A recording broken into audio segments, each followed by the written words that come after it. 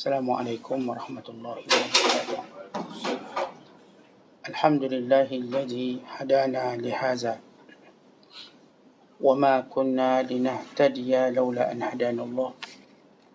Asyhadu an la ilaha illallah wahdahu la syarika lah wa asyhadu anna Muhammadan abduhu wa rasuluh. Allahumma salli wa sallim wa barik ala sayyidina Muhammad wa ala alihi wa sahbihi wa man sara ala nahjihi wastanna bisunnatihi wahtada bihadihi ila yaumiddin, amma ba'du. Faqala al-musannifu rahimahullahu ta'ala wa nafa'ana Allahu bihi wa bi'ulumihi fid darain amin. Telah berkata Imamul Allamah Syekh Abdul Qadir Al-Jilani, semoga Allah Ta'ala merahmatinya dan kita mendapat manfaat serta barakah ilmunya. Jangan sampai berani menyia-nyiakan tok guru yang mengamalkan ilmunya. Kamu semua jahil tentang Allah Ta'ala dan tentang para rasulnya serta para salihin dari hamba-hambanya yang mereka tetap berdiri dengan Allah, yang rela dengan segala perbuatan Allah. Semua keselamatan itu bergantung dengan rela terhadap qada dan qadar Tuhan, dan tergantung kepada pendek cita-cita serta berzuhud pada dunia. Jika kamu lihat kelemahan pada diri kamu, barulah kamu segera mengingati maut dan pendek cita-cita. Telah bersabda Rasulullah sallallahu alaihi wasallam menceritakan tentang Allah, yakni hadis qudsi, tiada yang mendekatkan diri, para ahli yang mendekatkan diri kepadaku lebih utama dari menunaikan apa yang aku fardukan ke atas mereka. Dan hamba-Ku yang sentiasa mendekatkan dirinya kepadaku dengan amalan nawafilnya, yakni amalan sunatnya, sehinggalah aku, yakni Allah, mencintainya. Dan jika Allah sudah mencintainya, maka jadilah aku baginya pendengaran, penglihatan, kuasa dan sokongan. Lalu dengan aku dia mendengar, dengan aku dia melihat, dan dengan aku dia bertindak. Yakni dia memandang semua perbuatannya dengan Allah Ta'ala. Dan dengan kehendak Allah Ta'ala pula dia keluar dari daya upayanya, dan dari memandang dirinya sendiri serta memandang diri orang lain. Tegasnya, semua gerak gerinya dan daya upayanya berlaku dengan kuasa Allah, bukan dengan kuasa dirinya sendiri, dan tidak juga dengan kuasa semua makhluk. Dia melepaskan dirinya, dunianya dan akhiratnya dari kuasa dirinya sendiri. Semua yang ada pada dirinya sekarang ialah kepatuhan kepada kehendak Allah Ta'ala dan ketaatan. Sebab itulah kepatuhannya dan ketaatannya telah mendekatkan diri kepada Allah Ta'ala, yang menjadi sebab kecintaan Allah Ta'ala kepada dirinya. Dengan kepatuhan dan ketaatan dia telah dicintai dan didekatkan kepada Allah Ta'ala. Dan dengan maksiat dan kederhakaan pula dia dibenci dan dijauhkan dari Allah Ta'ala. Dengan kepatuhan dan ketaatan dia merasakan mesra dengan Allah Ta'ala. Dan dengan kederhakaan dan kemaksiatan dia merasa tersingkir.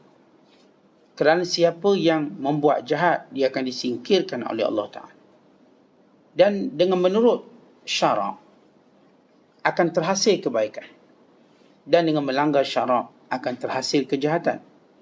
Siapa yang tiada menemani syarak dalam segala perbuatannya dan hal ehwalnya, yakni keadaannya, maka dia akan binasa bersama-sama dengan orang-orang yang binasa. Demikian maksudnya. Muslimin dan muslimat yang dirahmati Allah sekalian, sambungan tentang pembacaan kita semalam, tentang beberapa perkara yang berkait dengan para awliya, para wali Allah dan para salihin. Dan di kalangan mereka itu ialah para guru. Sama ada mereka terdiri daripada awliya atau guru ini terdiri daripada golongan salihin. Bila Allah Ta'ala menyebut di dalam Al-Quranul Karim pembahagian manusia, yakni pembahagian orang-orang yang beriman, Allah Ta'ala berfirman, ثُمَّ أَوْرَثْنَا الْكِتَابَ الَّذِينَ اصْطَفَيْنَا مِنْ عِبَادِنَا فَمِنْهُمْ ظَالِمٌ لِنَفْسِهِ وَمِنْهُمْ مُقْتَصِدٌ وَمِنْهُمْ سَابِقٌ بِالْخَيْرَاتِ بِإِذْنِ اللَّهِ ذَلِكَ هُوَ الْفَضْلُ الْكَبِيرُ. Allah membahagikan hamba-hambanya yang taat itu kepada tiga. Bila Allah menyatakan kemudian kami wariskan kitab ini kepada golongan yang kami pilih di kalangan hamba-hamba kami, yakni umat Muhammad sallallahu alaihi wasallam. Di kalangan umat Muhammad ini yang pertama kata Allah, faminhum zalimun li nafsi. Ada yang buat maksiat. Taat pun buat, maksiat pun buat. Maka ini di kalangan orang yang menzalimi dirinya. Dia tak zalim orang lain, dia zalim diri dia.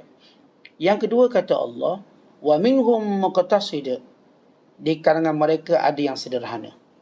Muqtasid, sederhana, dimaksudkan di sini ialah mereka melakukan perintah Allah dan mereka meninggalkan larangan Allah.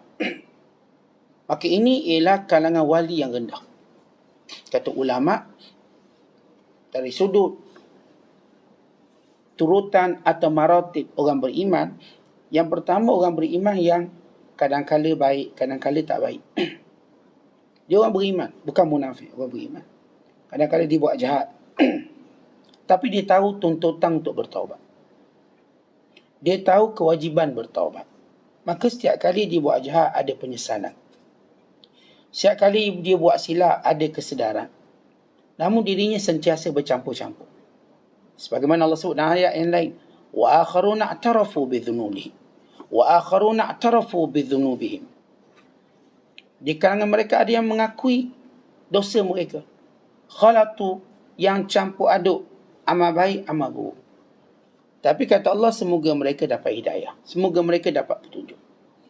Baik, golongan pertama yang Allah sebut, zalimun li nafsi, yang zalim pada diri sendiri. Golongan yang kedua yang Allah Ta'ala sebut, wa minhum muqtasid, di kalangan mereka yang sederhana. Dan saya sebut tadi, mereka ialah para wali yang sederhana. Wali di peringkat yang paling awal. Dan wali yang paling tertinggi Allah Ta'ala sebut, wa minhum sabiqum bil khairat biiznillah zalika huwal fadlul kabir. Dan di kalangan mereka ada yang berlomba-lomba buat baik. Ini kalangan wali tertinggi, dengan izin Allah. Demikian itu kurniaan yang besar. Baik, Allah Ta'ala membahagikan hambanya yang kita sebut tadi, yang campur aduk baik buruk. Dia hari baik, baiklah. Hari rajin kuliah, dia rajin. Hari malah, boleh tahan juga dia. Hari ke masjid, tapi hari dia raib, raib betul. Hari dia mengaji Quran, rajin betul mengaji Quran. Tapi hari dia tak mengaji betul. Tapi mereka ini dalam keadaan sedar. Kalaupun mereka buat salah, mereka sedar salah. Maka orang ni kalau kita duduk dekat dengan dia, tak payah tegur pun mereka dah tahu salah. Ngaku awal-awal dah dia.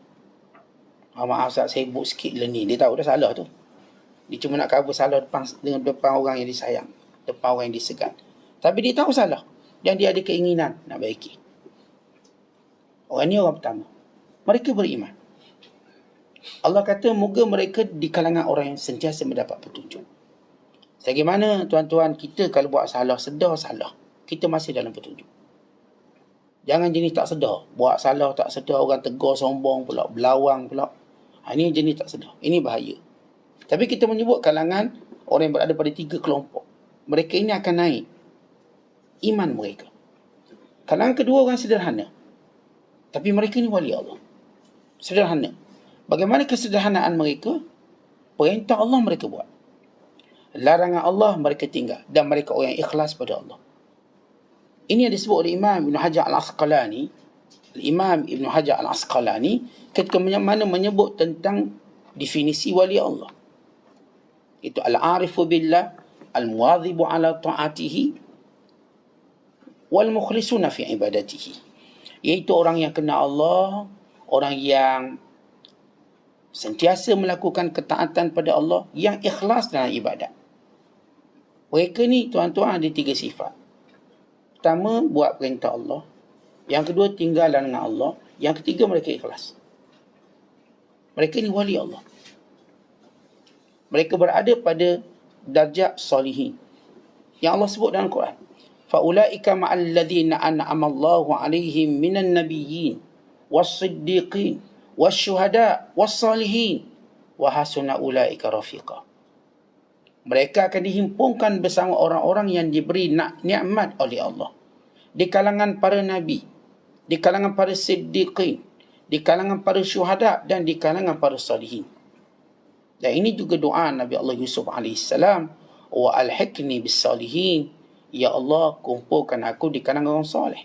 Dan ini juga doa Nabi Allah Sulaiman.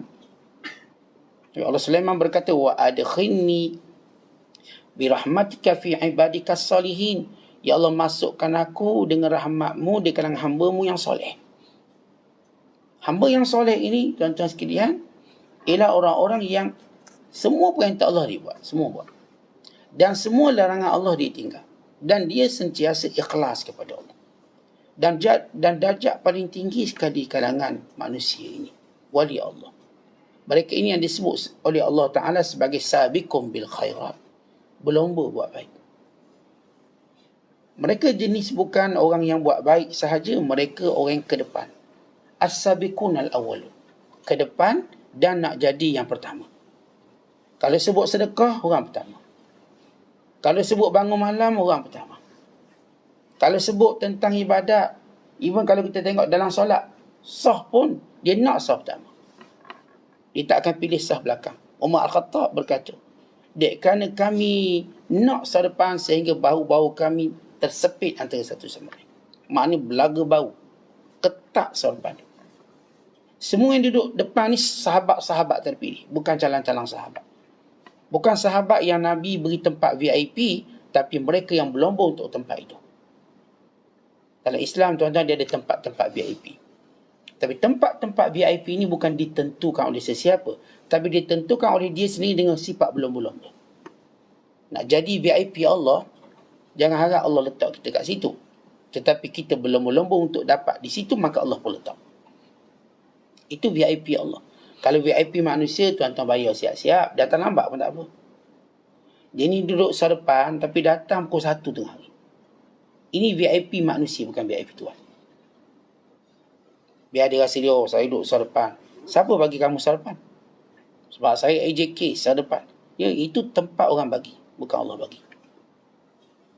Sebab tu kamu datang lambat. Kamu datang pukul 1 tengah hari. Orang yang datang pukul 11. Pukul 12. Kamu datang pukul 1, kamu duduk depan. Itu tempat yang kamu letak sini, bukan Allah bagi kamu. Sebab tu kamu tak boleh rasa seronok. Saya duduk depan yang bukan daripada persaingan. Tentang agama Allah, kalau kita berada di hadapan bukan kerana persaingan, maka kita patut malu kepada Allah. Sebab kita tak layak pun. Kita tak layak pun berada di situ. Tapi kita cuba melayakkan diri kita. Dia berbeza orang yang memang bersaing ke arah itu. Dia bersaing ke arah itu, kalau dia ke masjid, dia pergi pukul 11 sebab dia bersaing. Dia pergi mungkin lebih awal daripada orang lain sebab dia bersaing. Dia kan nak bersedekah, dia yang pertama mengeluarkan wangnya. Maka kita kena beza VIP manusia dengan VIP yang Allah letak. Jadi kalau kita ni jenis-jenis VIP yang orang letak, orang lantik, bukan saya kata tak baik. Baik, kita pun bagus lah. Paling kurang kita pun ada niat nak duduk depan. Cuma kita perlu juga bersaing. Sekalipun orang letak kita, misal kata kalau dalam sah sembahyang, saya bagi contoh sah sembahyang. Sekalipun orang letak kita sah depan, sebab kita ni pengarah ke benda ke, kita juga datang awal untuk melayakkan kita. Bukan kerana ia pilihan orang semata-mata, memang kita layak. Dan kalau saya katakan para sahabat ridwanullahi alaihim, mereka ialah satu karakter yang berlomba-lomba. Kalau kita nak tengok sahabat, tuan-tuan, mereka ialah orang yang paling meriah urusan akhirat. Ketika mana kita melihat ahli dunia, mereka paling meriah urusan dunia. Kalau tu, sebab tu kita tengok orang zaman kita yang duk berebut-rebut hal dunia. Berebut masuk stadium, orang kita. Tapi untuk hal akhirat mereka tak berebut. Mereka mengharapkan VIP. Zaman kita berubah. Zaman para sahabat semuanya berebut-rebut untuk buat baik. Zaman kita semua berebut-rebut untuk dapatkan hal dunia. Walau belum pasti pun. Walau tak pasti, yang penting nampak peluang. Kita nampak peluang, kita terus jadi orang depan. Walau peluang tu bukan untuk kita pun, untuk orang lain. Maka ini gambaran zaman. Baik, kembali kepada pembahagian manusia. Maka mereka kalangan hamba Allah ini, tuan-tuan sekalian, ada orang yang berlomba-lomba buat baik. Mereka ini para wali Allah yang paling tertinggi. Walaupun kita dah sebut golongan yang paling tengah tadi, yang mematuhi minimum perintah Allah. Kemudian Syekh menyebut, supaya kita relate apa yang kita sebut dengan apa yang Syekh Abdul Qadir sebut. Dia kata, jangan sia-siakan tok guru yang mengamalkan ilmu. Baik, di kalangan orang soleh tadi yang ada hak ke atas kita untuk kita dengar dia, ada hak ke atas kita untuk kita menghormatinya. Baik, kita ada, kita katakan, beberapa golongan yang baik yang duduk dekat kita. Yang pertama, orang yang kita ambil ilmu dari dia. Maka orang yang kita ambil ilmu daripada dia, kita panggil itu guru lah. Pasti dia ada sifat-sifat yang kita sendiri muliakan, kerana itu kita berguru dengan dia. Sebab manusia ni, tuan-tuan, tak senang nak berguru dengan orang. Bukan senang. Bila mana dia berguru, dia letak kepercayaan, dan dia telah meletakkan satu penghormatan. Maka untuk menjadikan apa yang dilakukannya tidak sia-sia, maka dia tak boleh sia-siakan guru yang telah dipercayainya. Tuan-tuan, dahulu para ulama' ketika mana mereka mencari guru, kerana mereka tahu guru ini ialah agama mereka. Ilmu yang kita ambil ialah agama yang kita ambil. Ilmu yang kita ambil daripada mereka ialah akhlak yang kita ambil.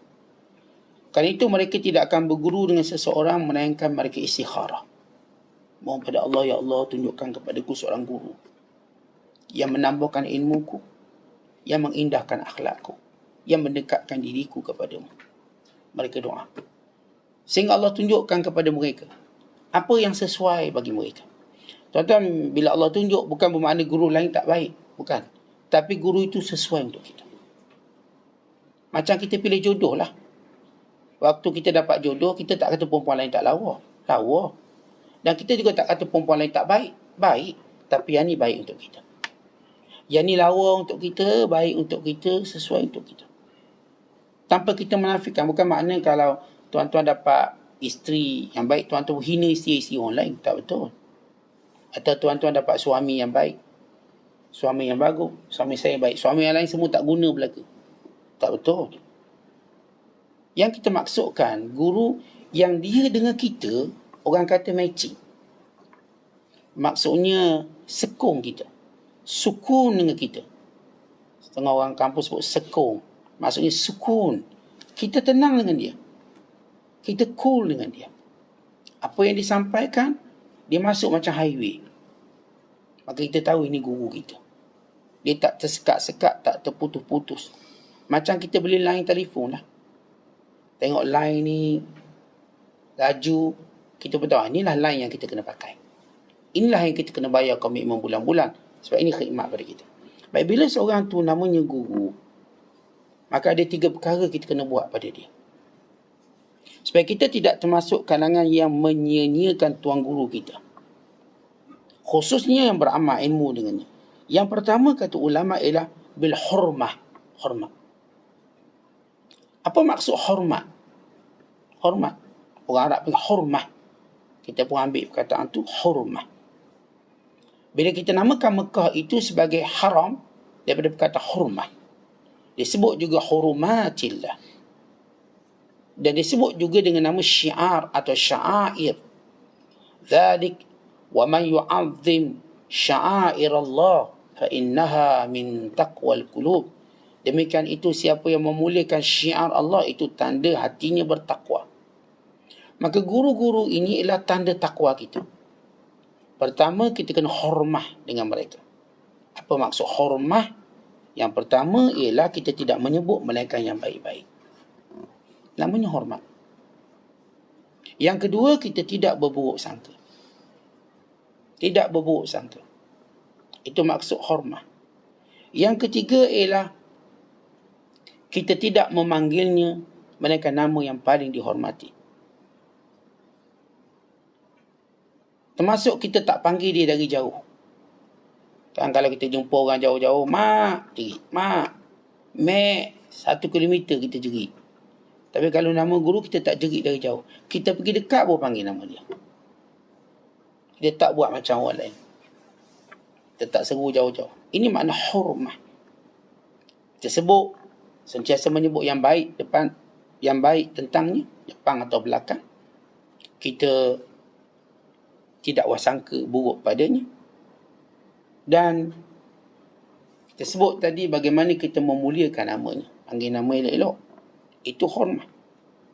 Dan yang keempat, ialah kita mempertahankannya sewaktu dia diburuk-burukkan. Tapi bila kita sebut mempertahankan waktu diburuk-burukkan, bukanlah kita ta'asub. Apa beza ta'asub dengan pertahan? Ta'asub ni tuan-tuan sekalian, maknanya kalau dia buat perkara yang salah sekalipun, kita nak tahan juga. Maka ketika mana kita nampak macam seolah-olah guru buat salah, maka caranya kita mendiamkan diri. Yang kedua, kalau kita pandai jawab dengan baik, seumpama kita kata, baik, dia mungkin salah tapi kebaikannya banyak. Mungkin hal ini dia tersilap. Mungkin. Apapun kita kena tanya dia. Ya, sebab tuan-tuan nama guru ni manusia. Kesilapannya mungkin ada. Kesilapannya ada. Mungkin fatwanya, mungkin pandangan. Dan ini telah dirakamkan oleh ramai ulama. Hatta seorang guru yang agung sekalipun, pada a'immah, kesilapan ada. Tapi tuan-tuan, kita bila silap orang-orang alim, kesilapannya bagaikan satu kekurangan dalam lautan ilmunya yang luas. Kesilapannya umpama orang yang selalu berjalan bagus, berlari bagus, tiba-tiba tergelincir. Bukan selalu dia gelincir pun. Maka tak patut kita ketahui hanya dia gelincir sekali. Dan selama ini dia memang boleh berlari dan berjalan dengan baik.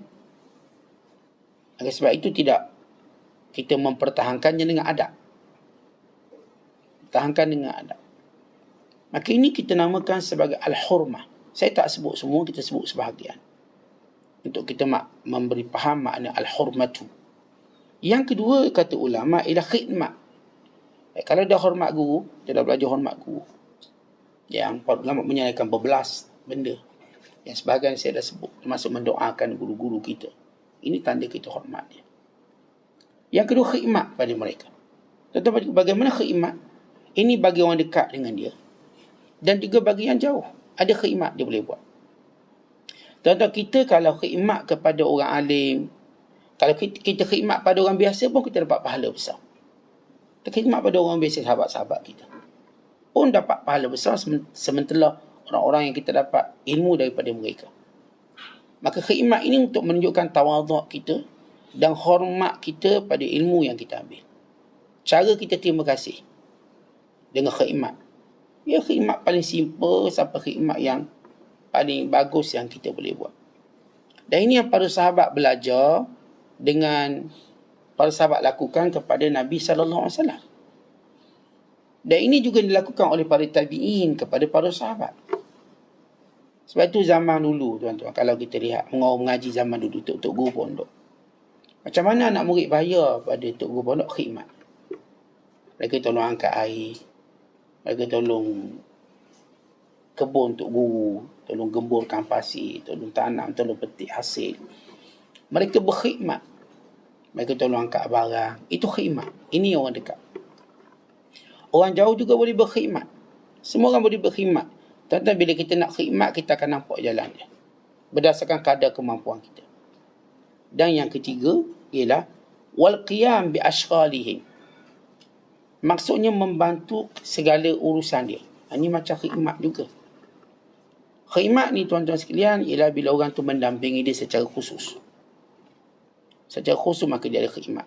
Maka sebut wal qiyamu bi ashghalihim, kita bantu dalam urusan-urusannya. Maknanya urusan tu memang dia buat, tapi kita nak bantu meringankan dia. Dia memang buat dah, bukan dia tak buat, dia buat. Kita bantu ringankan dia. Khidmat tadi kita lakukan daripada awalnya. Asal kita buat tanpa dia melakukannya. Mana qiyam bi amalin, dia dah buat tapi kita nak ringankan dia. Kadang-kadang kita tengok dia dah buat buku, kita pun tolong buat buku dia. Zaman-zaman kita sekolah dulu, bila cikgu buat buku, kita dah belajar tata rakyat. Ada tu ilmu tata rakyat. Kemudian tukar ilmu CV. Atau bahasa lain akhlak. Benda tu ada banyak dalam Islam. Tapi dah ubah jadi tata rakyat. Dan selalu sebut dalam buku tadi, kalau cikgu buat buku banyak, kita pun tolong cikgu. Dia pun buat cerita Ahmad menolong gurunya membawa buku. Kita zaman sekolah dulu, pantang cikgu buat buku, berebut kita nak buat buku cikgu. Nak tolong untuk masuk kelas. Tunggu kat bilik guru, takut ada benda cikgu nak. Guru ni dah buat, tapi dia meringankan. Ini panggil al-qiyam bi ashghalihim. Kita tolong urusan-urusan mereka. Maka Syekh Abdul Qadir menyebut, jangan sia-siakan guru kita. Dari sudut adab kita satu. Yang kedua, dari sudut kita katakan perkara yang berkait dengan mendengar nasihat-nasihat mereka. Ini yang Syekh tekankan dari awal. Adab ni saya tambah sebagai satu cara, sebagai satu pemahaman. Tapi kalau kita dapati, kita lihat, bila Syekh menyebut, jangan kau langgar nasihat Tok Guru. Nasihat Tok Guru ni macam obat. Maka, kalau kita mensia-siakan guru yang beramal dengan ilmu, kita mensia-siakan nasihat-nasihat tunjuk ajarnya, sedangkan kita masih jahil tentang Allah, jahil tentang Rasul, kita jahil tentang bagaimana kehebatan orang-orang yang soleh di sisi Allah. Tetapi kita ni kalau tahu orang tu ada pangkat, maka kita cepat minta tunjuk ajar dia. Ni dia ada pangkat dalam jabatan, kita bukan tu boleh tak tunjuk ajar itu, sebab kita tahu dia ada sesuatu. Kita tahu dia ada kedudukannya dalam sesuatu perkara, nescaya kita akan bergantung pada dia. Maka orang-orang yang alim, orang soleh, mereka ada kedudukan di sisi Allah. Bukti mereka ada kedudukan di sisi Allah, kita lihat bagaimana mereka patuhnya dengan perintah Allah. Siapa yang patuh dengan perintah Allah, dia ada kedudukan di sisi Allah. Maka terutama bila mereka melakukan sesuatu yang kita tak mampu buat, itu masa mereka lebih banyak dengan Tuhan berbanding kita. Oleh sebab itu kita berhak dengar kata-kata mereka. Kena dengar. Sebab mereka adalah pakarnya, ahlinya.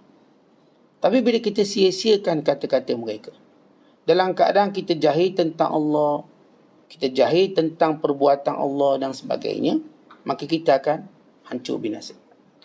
Mereka ini semua berada di kalangan orang-orang yang bergantung kepada Allah, yang rela dengan segala qada dan qadar Allah SWT. Sebab kata Syekh Abdul Qadir, seorang kalau nak selamat, maka dia kena ada 3 sifat. Yang pertama, bergantung dan redha dia pada qada dan qadar. Ini ada pada para wali, pada para salihin. Segala qada dan qadar Allah dia rela. Sebab tu tuan-tuan, kita bila menghadapi masalah apa, jumpa dia, kita akan jadi redha. Kita kan kalau kena sesuatu yang kita tak suka, kita macam upset, kita kecewa, kita macam down kita. Padahal perbuatan kita tu bahaya. Perbuatan kita kecewa dengan takdir Allah menjadikan kita semakin berjarak dengan Tuhan dan semakin dimurka oleh Allah. Cepat-cepat kita jumpa orang yang boleh jadikan kita redha dengan takdir Allah. Akhirnya bila kita jumpa orang soleh, kita jumpa para guru-guru kita, ilmu mereka paling hebat bila mereka menjadikan kita redha dengan takdir Allah. Bukan sebab mereka beri yang lain-lain. Bila mereka cakap, ya Allah, saya redha dengan takdir Allah. Yang kedua yang menjadi keselamatan manusia, ialah seorang yang pendek cita-citanya. Maksud pendek cita-cita, ingat mati. Tuan-tuan, yang paling ingat mati siapa? Yang paling ingat mati pastinya orang-orang soleh. Kita ni bila terlalu ingat angan-angan, orang macam kita tuan-tuan teringat angan-angan kuat. Mereka ni pendek angan-angan, kita ni banyak angan-angan. Agak-agak lah kalau kita tulis angan-angan kita apa, tak habis. Saya berangan Ustaz, lepas tu nak ni, lepas tu nak ni, lepas ni. Seolah-olah kita tak mati.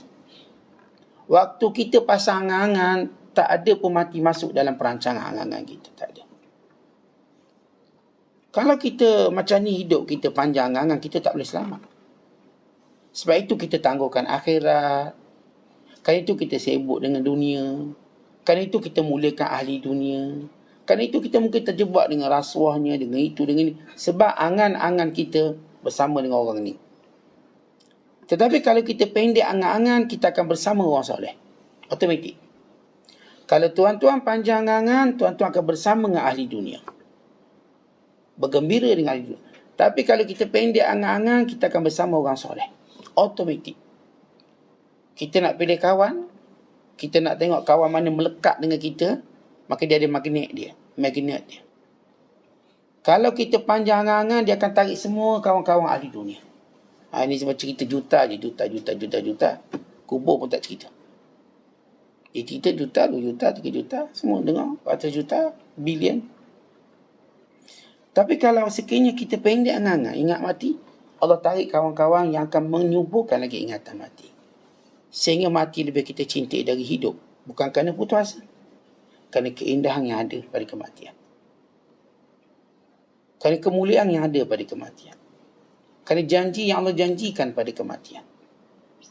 Maka orang inilah tuan-tuan sekalian, kita akan lihat bagaimana watak mereka. Begitu bertolak ansur, begitu pemaaf, begitu lembut. Sebab orang kalau ingat mati, dia tak jadi garang. Dia tenang. Dia boleh maafkan orang dengan mudah. Sebab dia tahu kelebihan dia. Dan ini merupakan antara sifat para nabi dan sifat para wali. Dan sifat orang soleh, dia ada 2 sifat utama mereka. Memaafkan orang yang menzalimi mereka dan bersifat lembut dengan orang tu. Mereka ada satu karakter. Katakan orang tu buat salah macam mana pun, mereka boleh memaafkan. Sebab tu tuan-tuan jangan takut nak minta maaf dengan orang baik. Jangan takut. Kerana orang baik dia mudah maafkan kita. Tapi kalau kita dah tak maaf kot, saya dah teruk, tak. Pergi kat dia, dia akan maafkan. Itu kelebihan. Dia tak kata apa, saya nak tuntut akhirat kelak. Tak ada. Dia tak akan cakap macam tu. Ini orang label kita cakap macam tu. Saya tak maaf, saya nak tuntut akhirat kelak. Itu label kita, tuan-tuan. Macam kita tak buat salah. Tapi orang-orang yang kita kenal, mereka dekat dengan Allah. Macam mana pun salah kita pergi kat dia minta maaf, dia akan kata maaf. Jadi saya maaf. Dan dia tak akan belasah kita. Dia berlembut dengan kita. Kalau dia tak akan kita duduk depan, dia pun tumbuk-tumbuk kita. Dia tak tumbuk. Dia menghormati orang datang meminta maaf. Menghormati. Tapi kalau orang tu bukanlah orang soleh, yang datang minta maaf, dia tak hormat orang tu. Dia marah lagi. Supaya pemusuhannya jadi lebih panjang. Orang-orang alim, orang soleh, dia tak pernah berfikir nak musuh panjang. Sebab dia pendek angan-angan. Dia tahu dia akan mati. Buat apa nak musuh panjang? Orang macam kita, tuan-tuan, musuhnya nak panjang-panjang. Biar tak selesai lagi bagus. Benda itu tak akan mendamaikan kita. Dunia baik, apatah lagi akhirat. Sebab itu kita memaafkan. Bukan Abi Damdam radhiyallahu ta'ala anhu yang dipuji oleh Rasulullah. Aya'jizu ahadukum an yakuna misla Abi Damdam. Tak ada ke orang yang mampu ikut contoh Abi Damdam? Apa tu Abu Damdam radhiyallahu ta'ala anhu? Dia kata, siapa pun buat silap pada aku maafkan hari ini.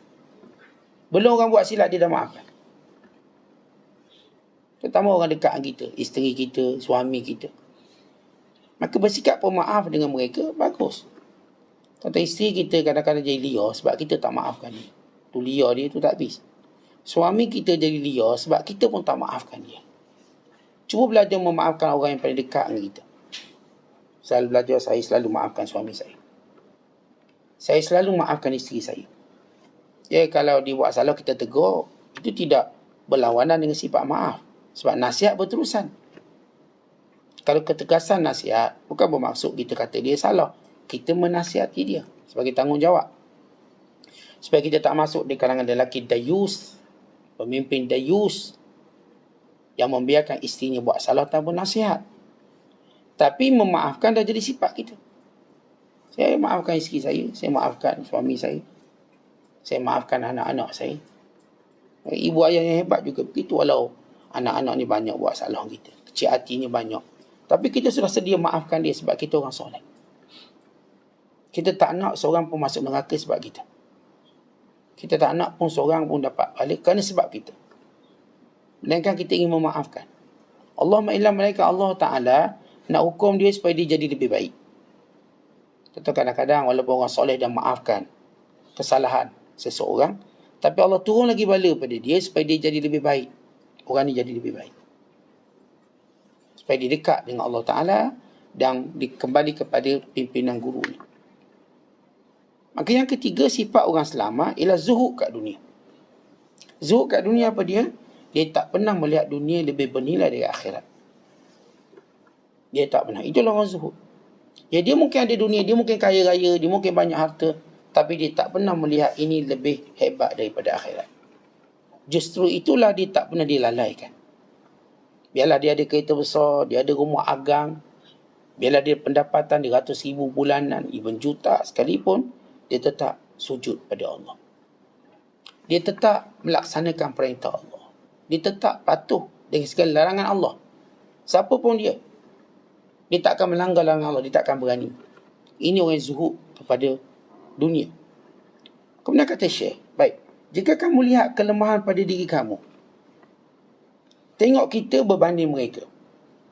Mereka para guru, mereka para wali, mereka orang soleh berada dalam 3 keselamatan. Mereka ada 3 sifat yang menjadikan mereka selamat. Dan tengok diri kamu. Apakah kamu terima qada dan qadar? Terima. Letak kat mulut memang cakap terima. Bila berlaku, ya Allah, kenapa jadi kat aku, tak jadi kat orang lain? Ya Allah, kenapa suami aku bukan suami orang lain? Ya Allah, kenapa bini aku bukan bini orang lain? Demikian kita mula mencadangkan Allah Ta'ala kenakan pada orang lain, bukan pada kita. Tentang kita bila Allah Ta'ala beri sesuatu yang kita tak suka, kita dengan cepat melihat kesilapan kita kat mana. Kerana bukanlah benda itu berlaku secara tersilap. Maksudnya, bukanlah qada tu berlaku kerana silap orang. Sebab itu Nabi kata, wa'alam annama asabaka lam yakun liyukhti'aka, ketahuilah apa yang menimpa kamu bukan itu yang tersilap patut pergi orang lain, tak, memang untuk kamu. Tentu bila Allah takdirkan sesuatu, memang untuk kita. Ya Allah, kenapa ambil nyawa anak aku dulu, tak ambil aku? Kenapa pula nak cadang ambil kita pula? Terima. Allah tak buat benda itu secara tersilap, melainkan ada hikmah yang besar. Jadi kalau kita banding kita dengan orang yang soleh, yang terima takdir Allah, yang pendek angan-angan, ingat mati je mereka ni, yang zuhud dengan dunia, kita nampak kelemahan kita. Nampak tak lemah? Nampak. Sebab itu kita wajib mendampingi mereka. Supaya kita sama-sama dapat ingat mati, sama-sama pendek cita-cita, sama-sama redha dengan takdir Allah. Kemudian Syekh bacakan kita satu hadis. Hadis ini hadis yang bernilai besar. Nilainya untuk kita kenal hamba-hamba Allah yang dekat. Yang disebut oleh Nabi sallallahu alaihi wasallam, "Wa ma taqarraba ilayya 'abdi bi syai'in ahabba ilayya mimma aftaradtu 'alaihi. Wa ma yazalu 'abdi yataqarrabu ilayya bin nawafil hatta uhibbahu fa iza ahbabtuhu kuntu sam'ahu alladhi yasma'u bihi wa basarahu alladhi yubsiru bihi wa yadahu allati yabtishu biha wa rijlahu allati yamshi biha wa in sa'alani a'taituhu wa la in ista'azani la'uidhannahu." Dan hadis Bukhari, Nabi sebut, Allah Ta'ala berfirman, hambaku tak pernah aku suka daripada perbuatannya melaksanakan farduku. Tentang perkara yang paling Allah Ta'ala suka bila kita mendatangi fardunya, yakni segala-segala yang wajibnya. Sebab itu bila orang dia engkar kefarduan, dia sudah gugur di kalangan orang soleh. Tapi malang dan pelik kita, ada pula orang angkat dia jadi wali. Oh, dia ustaz walaupun tak sembahyang zuhur, dia tu wali. Dia tu tak nampak je, dia tak sembahyang asar, dia tak tutup aurat, pakai seluar pendek, tapi dia wali. Bohong. Tuan-tuan, kita ni, Rasulullah SAW dah beri kita suatu kita namakan penanda aras mengenal wali Allah.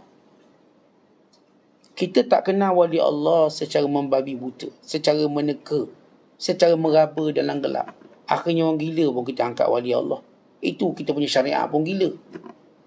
Perbuatan kita pun gila-gila. Islam ni tuan-tuan tidak ditegakkan oleh orang gila. Ditegakkan oleh orang berakal. Ditegakkan oleh orang bijaksana. Bila sebut orang bijaksana, dari awal dah nampak dia bijaksana. Orang bila tengok Rasulullah dah nampak Nabi itu bijak. Orang yang hebat ni tuan-tuan, kebijaksanaannya terselah sebelum dia bercakap. Terselah, orang nampak hebat.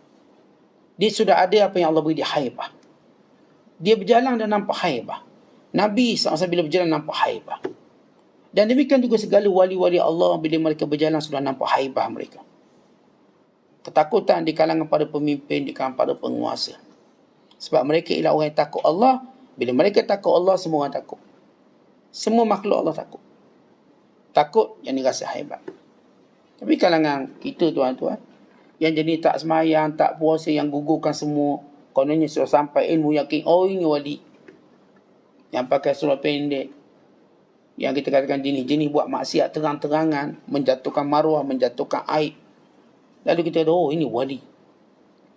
Tuan-tuan, sama ada otak kita rosak dalam menentukan sesuatu, ataupun kita memang telah dipengaruhi oleh syaitan supaya syariat kita mula jatuh satu persatu. Kata Allah Ta'ala, yang paling aku suka hamba-Ku yang jaga fardu. Kemudian kata Allah, nah hadis qudsi ini, wa ma yazalu abdi yataqarrabu ilayya bin nawafil.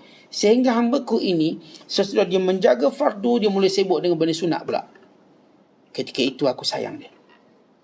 Pertama Allah kata, yang paling aku sayang dia buat yang fardu. Yang kedua Allah Ta'ala kata, orang yang buat fardu ini dia dah tamkin, dah tetap kefarduan, maka dia pun buat benda sunat. Dia macam gini tuan-tuan. Orang kalau mula-mula start bisnes, dia akan pergi pada bisnes trust.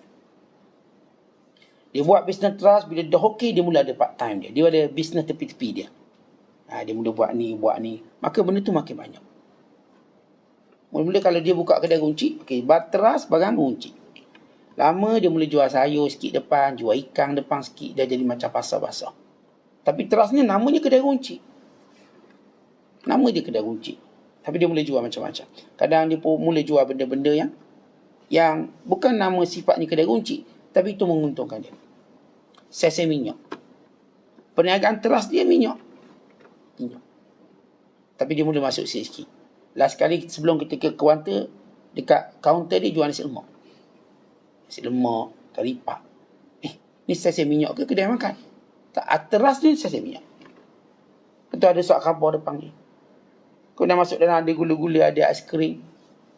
Ada semua. Lepas tu dalam tu ada pula mesin ATM. Lepas tu dalam tu ada jual, kita katakan, semua benda dia jual. Mainan anak-anak pun ada. Kita niat nak isi minyak. Anak kita pun ikut, terus beli mainan. Isi minyak 20, mainan 40. Saya minyak dijual semua. Tapi, dia tak lari daripada perniagaan trust. Jual minyak. Sama hamba Allah. Trust fardu ini tak pernah lari. Segala yang fardu saya tak lari. Tapi bila orang dah kemas dalam hal trust, maka datang yang kita katakan nawafil, perkara sunat. Seorang tidak mungkin melazimi benda sunat melainkan dia sudah tegas atau dia sudah tetap dalam perkara fardu. Sebab tu tuan-tuan tengok orang yang dijaga fardu elok-elok, dia mudah buat benda sunat. Rawatib, qabliyah, ba'diyah, even tahajud, even witir. Dia jaga betul puasa Ramadan, dia mudah puasa 6, dia mudah puasa sunat, Isnin, Khamis, semua mudah. Tuan-tuan dijaga bacaan wajib dalam solatnya, maka mudah dibaca Quran di luar solatnya. Maka semua ini bermula daripada yang fardu. Ada fardu, maka ada trust. Tuan-tuan, kita tak mungkin dapat bonus kalau kita tak ada gaji trust. Kita tak mungkin membina overtime tanpa kita ada kerja yang tetap. Kita tak kerja, tiba-tiba gimana mak? Nak pergi overtime. Setiap bila pula kau kerja? Tiba-tiba dengan overtime dia. Sebab overtime ni kalimah bagi orang yang sudah kerja. Maka boleh disebut overtime. Ataupun bonus. Bonus ni tak akan mungkin berlaku melainkan orang yang dah memang ada gaji trust. Bulan ni aku dapat 3 bulan bonus. Kau bonus apa pula? Gaji pun tak ada, nak bonus apa? Maka setiap benda dia ada, kita katakan basement dia punya asas dia. Asas perkara sunat itu mesti ada wajib dia. Kalau orang cuba buat sunat dengan meninggalkan yang wajib, maka dia akan mula meninggalkan semuanya. Kemudian kata Allah Ta'ala, bila dah dibuat perkara sunat, aku sayang dia. Bila aku sayangnya, telinganya, matanya, tangannya, kakinya, kuat dia, gagah dia dan semuanya itu daripada aku. Apa maksud daripada aku? Diberikan nur cahaya, dibimbing untuk buat macam Allah nak. Sebab itu di antara doa Nabi sallallahu alaihi wasallam, Allahumma ja'al fi qalbi nura wa fi basari nura wa fi sam'i nura. Ya Allah, jadikan dalam hatiku ada cahaya, pada mataku ada cahaya, pada telingaku ada cahaya. Apa itu cahaya? Cahaya yang dengannya Allah tunjuk kita nak buat apa. Maka orang bila dia jadi wali Allah, dekat dengan Allah, yang ni rugi kalau kita sia-siakan mereka. Mereka ni tuan-tuan dalam tindakan mereka semuanya terpimpin. Lalu kita sia-siakan orang macam ni dalam hidup kita, rugi kita. Orang ni tak akan buat satu perkara melainkan didasari oleh hukum, halal, haram, dosa, pahala. Bukan mengambil kira dekat dan jauh dengan Allah. Mereka bukan sekadar bicara tentang hukum syarak boleh atau tak boleh. Mereka juga bicara tentang waraknya. Mereka juga bicara tentang perkara yang mendekatkan kita pada Allah. Ya, awak boleh buat benda ni tapi awak tak akan dekat dengan Allah.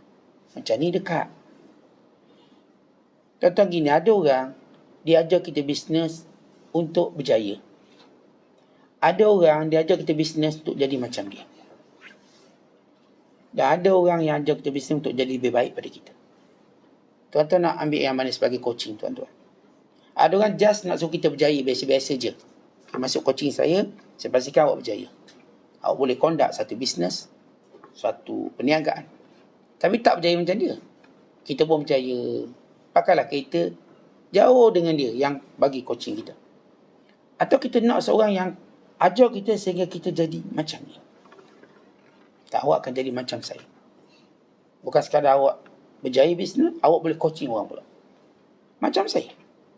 Tentu lagi kita suka. Dia akan tunjuk sesuatu yang lebih dekat.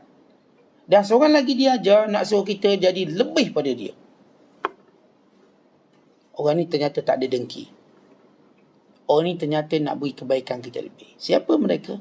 Mereka para wali Allah tak pernah terfikir untuk menjadikan orang kurang pada dia. Dia nak orang biar lebih pada dia. Kamu biar lebih pada aku. Mereka dalam mendidik anak murid sama seperti mak ayah yang tak dengki anak murid untuk naik ke atas. Sila naik. Sebab itu Imam Al-Humaidi, dia ni anak murid pada Imam, dia ni adalah guru pada Imam Asy-Syafi'i. Humaidi ni ulama hadis. Dia ajar Imam Syafi'i sehingga Imam Syafi'i alim pada dia. Akhirnya dia duduk belajar dengan Imam Syafi'i. Ini Imam Al-Humaidi, rahmatullahi alaihi. Tuan-tuan suka. Kita, tuan-tuan jadi cikgu, tuan-tuan jumpa anak murid tuan-tuan lebih pada tuan-tuan, bangga tak? Kedengki. Kita dulu cikgu, ngajar sekolah rendah dulu. Tiba-tiba anak kita atas pada kita lah. Kita seronok. Saya suka, ini anak murid saya. Kita mungkin cerita ni, yang pegawai daerah tu anak murid saya. Yang MB tu dulu anak murid saya. Tetapi adakah dia dengki dengan anak murid? Tak. Kerana dia guru yang benar-benar guru yang ikhlas. Sebab bila seorang guru tu ikhlas, dia nak orang tu lebih hebat pada dia. Sebagaimana ibu ayah. Ibu ayah mana ada dengki dengan kita?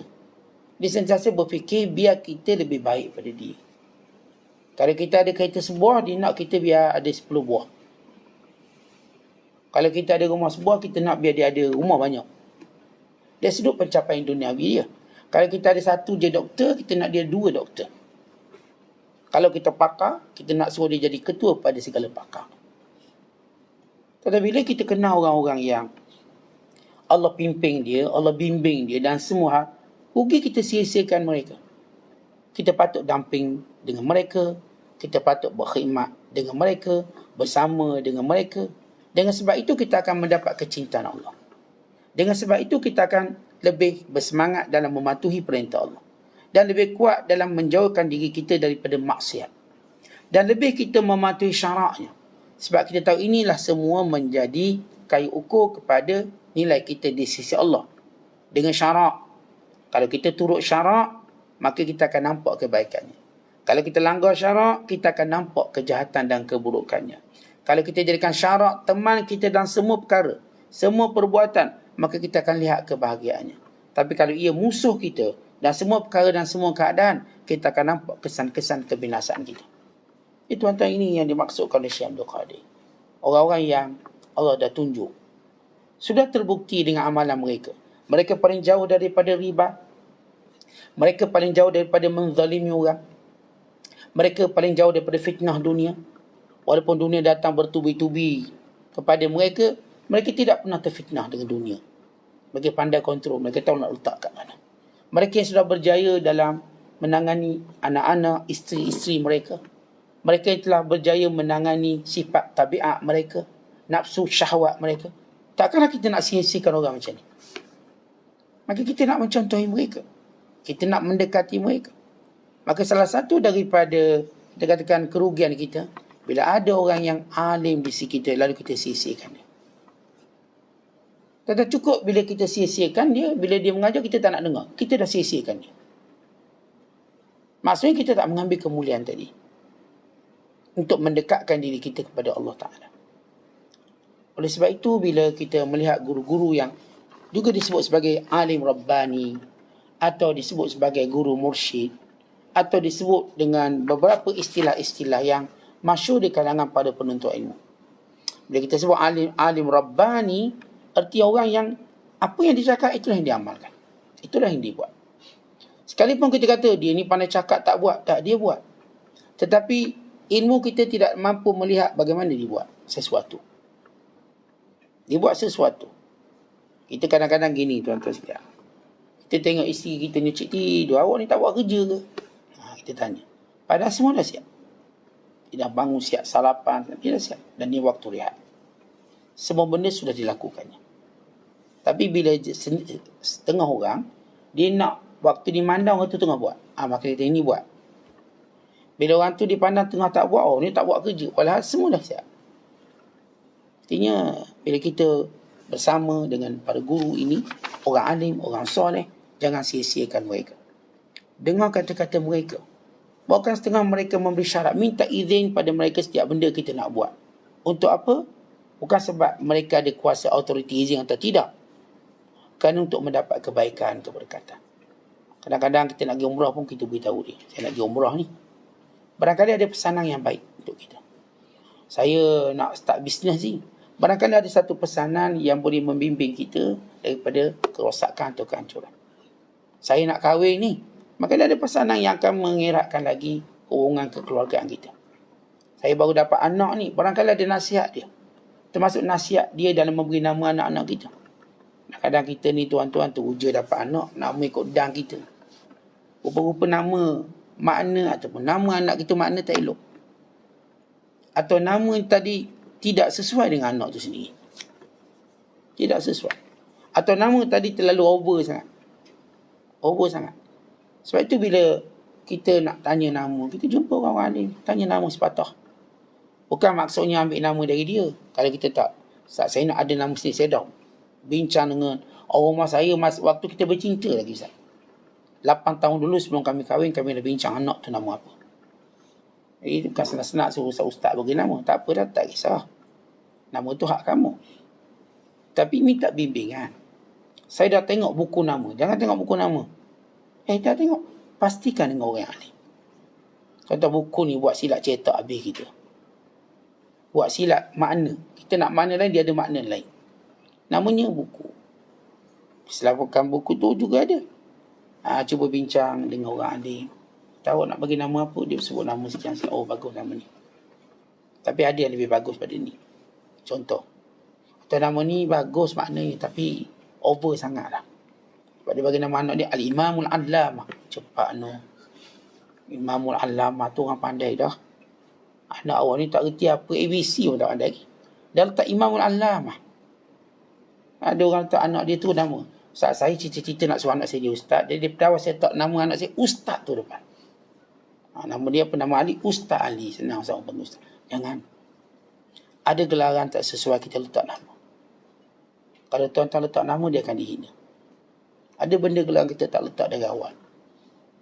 Semua dia letaknya bila sudah ada pencapaian. Jangan diberi anugerah sebelum sampai waktunya. Bukan sekadar ia tidak bernilai pada orang tu.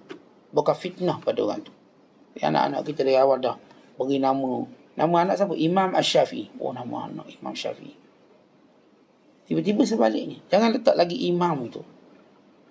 Walaupun kita nak suruh anak kita jadi imam, jangan. Letak je nama Muhammad Asy-Syafi'i. Mudah-mudahan dia akan jadi macam kita nak. Jadi sini perlukan kepada bimbingan orang yang diberitahu. Ini sebahagian daripada nasihat. Kita mendampingi pada guru yang baik dan juga bagaimana watak dan sikap kita, adab yang perlu kita jaga. Wallahu a'lam. Assalamualaikum warahmatullahi wabarakatuh.